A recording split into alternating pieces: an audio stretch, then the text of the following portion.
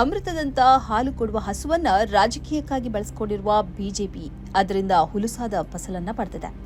ಗೋಹತ್ಯೆಯನ್ನ ನಿಷೇಧಿಸುತ್ತೇವೆ ಎಂದು ಹೇಳಿ ತನ್ನ ಕಾರ್ಯಕರ್ತರನ್ನ ಅದು ನಂಬಿಸಿದೆ. ಇದೇ ವೇಳೆ ವಿದೇಶಕ್ಕೆ ಗೋಮಾಂಸ ರಫ್ತಿನ ಬಗ್ಗೆ ಅದು ಬಾಯಿ ತೆರೆಯುತ್ತಿಲ್ಲ. ಒಂದು ಕಡೆ ಗೋವಿನ ಮೇಲೆ ಅಪಾರ ಭಕ್ತಿಯನ್ನ ಪ್ರದರ್ಶಿಸುವ ಬಿಜೆಪಿ ಒಳಗೊಳಗೆ ಅದರಿಂದ ರಾಜಕೀಯದ ಲಾಭವನ್ನ ಮಾತ್ರ ಬಯಸುತ್ತಿದೆ ಅನ್ನೋದು ಹಲವು ಸಂದರ್ಭಗಳಲ್ಲಿ ಬಯಲಾಗ್ತಲೇ ಹೋಗಿದೆ. ಇದೀಗ ಬಿಜೆಪಿ ಆಡಳಿತ ಇರುವ ಮಧ್ಯಪ್ರದೇಶದಿಂದ ಬಂದಿರುವ ವರದಿಯಂತೂ ಗೋವಿನ ಹೆಸರಲ್ಲಿ ಹೊಟ್ಟೆ ತುಂಬಿಸುವ ಯೋಜನೆಯನ್ನ ಬಯಲಿಗೆಳೆದಿದೆ.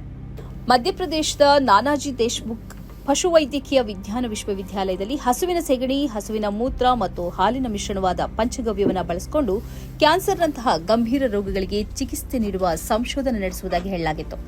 ಇದಕ್ಕಾಗಿ 2011ರಲ್ಲಿ 8 ಕೋಟಿ ರೂಪಾಯಿಯ ಪ್ರಸ್ತಾವನೆ ಸಲ್ಲಿಸಲಾಗಿತ್ತು. ಸರ್ಕಾರ 3 ಕೋಟಿ 50 ಲಕ್ಷ ರೂಪಾಯಿಯನ್ನ ಮಂಜೂರು ಮಾಡಿತ್ತು. ಆದರೆ 10 ವರ್ಷ ಸಂಶೋಧನೆ ನಡೆಸಿದರೂ ಪಂಚಗವ್ಯ ಸೂತ್ರೀಕರಣವನ್ನು ಬಳಸಿಕೊಂಡು ಕ್ಯಾನ್ಸರ್ನಂತಹ ಗಂಭೀರ ಕಾಯಿಲೆಗಳಿಗೆ ಪರಿಹಾರ ಕಂಡುಕೊಳ್ಳುವಲ್ಲಿ ಸಂಶೋಧನೆಯು ವಿಫಲವಾಗಿದೆ. ಆದರೆ ಸರ್ಕಾರ ಮಂಜೂರು ಮಾಡಿದ್ದ ಹಣವನ್ನು ಮಾತ್ರ ಬೇರೆ ಬೇರೆ ಕಾರಣಗಳನ್ನು ನೀಡಿ ನುಂಗಿ ಹಾಕಲಾಗಿದೆ ಅನ್ನೋದನ್ನು ಜಿಲ್ಲಾಧಿಕಾರಿ ಮತ್ತು ಹೆಚ್ಚುವರಿ ಜಿಲ್ಲಾಧಿಕಾರಿ ನೇತೃತ್ವದಲ್ಲಿ ನಡೆದ ತನಿಖೆಯು ಬಹಿರಂಗಪಡಿಸಿದೆ. 3 करोड़ 50 लाख का पंचगव्य योजना के तहत राशि स्वीकृत हुई थी और उस राशि का उसको सामग्री खरीदी में और कुछ वाहन खरीदी, यात्रा, कुछ कर्मचारियों के कंटिजेंसी भुगतान, इस तरह अलग अलग मदों में उनको द्वारा खर्च किया गया. ये गाय की गोबर और मूत्र से कुछ औषधि बनाना था, जैसे कैंसर जैसे आसाद बीमारियों को उपचार के लिए शोध किया जाना था विश्वविद्यालय को. अब उसमें कितना शोध किया गया ये अलग विषय है और उस मद का उपयोग मुख्य रूप से हमने जो देखा, कुछ सामग्री खरीदी में लगा दिए, कुछ यात्रा में, कुछ वाहन खरीदी में. इस तरह हमें प्रथम दृष्टया लगा कि उस मद की राशि शोध में किया जाना था, अन्य मदों में भी कर दी गई है. वो हमने रिपोर्ट बना करके सौंप दी है. ತನಿಖೆಯ ಪ್ರಕಾರ 2011 ಮತ್ತು 2018 ನಡುವೆ ನಡೆದ ಖರ್ಚು ವೆಚ್ಚಗಳು ಅನುಮಾನಾಸ್ಪದವಾಗಿವೆ. ಹಸುವಿನ ಸೆಗಣಿ, ಹಸುವಿನ ಮೂತ್ರ, ಮಡಕೆಗಳು, ಕಚ್ಚಾ ವಸ್ತುಗಳು ಮತ್ತು ಯಂತ್ರಗಳಿಗೆ 1 ಕೋಟಿ 92 ಲಕ್ಷ ರೂಪಾಯಿ ಖರ್ಚು ಮಾಡಲಾಗಿದೆ ಎಂದು ನಾನಾಜಿ ದೇಶ್ಮುಖ್ ಪಶುವೈದ್ಯಕೀಯ ವಿಜ್ಞಾನ ವಿಶ್ವವಿದ್ಯಾಲಯ ಹೇಳಿಕೊಂಡಿದೆ.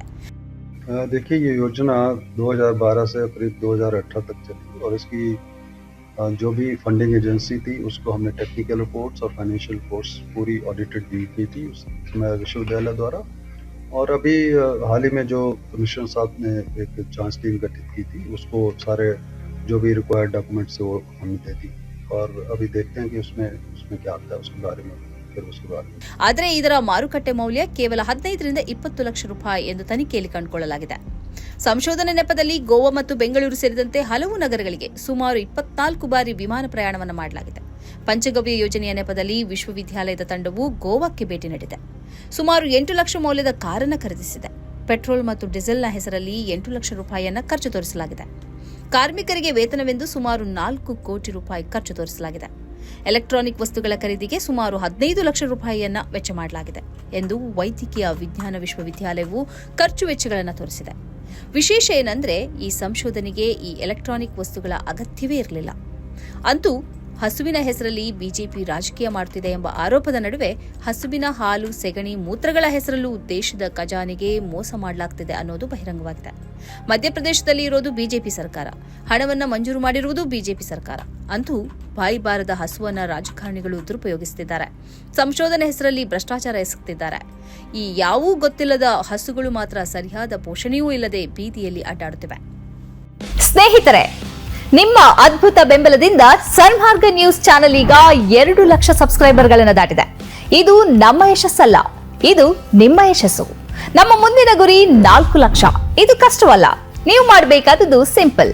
ನೀವು ಸನ್ಮಾರ್ಗ ನ್ಯೂಸ್ ಚಾನೆಲ್ ವಿಡಿಯೋವನ್ನ ನಿಮ್ಮ ಸ್ನೇಹಿತರಿಗೆ, ಕುಟುಂಬದವರೊಂದಿಗೆ ಹಂಚಿಕೊಳ್ಳಿ ಮತ್ತು ಅವರಲ್ಲೂ ಸಬ್ಸ್ಕ್ರೈಬ್ ಮಾಡಲು ಹೇಳಿ. ನೀವು ಶಕ್ತಿಯನ್ನು ಕೊಡಿ, ನಾವು ನಿಖರ ಸುದ್ದಿ ಕೊಡ್ತೇವೆ.